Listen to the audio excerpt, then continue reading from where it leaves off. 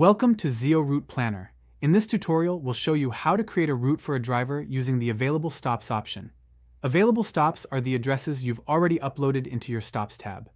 To upload them, simply click Upload dot. Choose Browse File and select the file with your addresses. Once uploaded, click Proceed, confirm the mapping, and hit Submit. Your addresses will now be saved as available stops and will be ready to use. Now, let's create a route using these available stops. Go to Create Route and assign the driver who will be handling this trip. Enter the start and end location along with the start and end dates and times so the route matches your driver's schedule perfectly. It avoids unnecessary downtime and keeps the journey on track. Next, select Available Stops.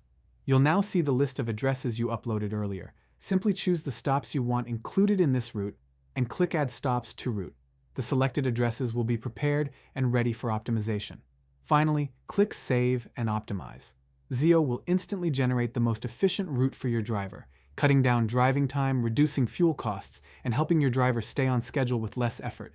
And that's it. With available stops in Zeo Route Planner, creating optimized routes becomes faster, easier, and smarter. Happy routing with Zeo.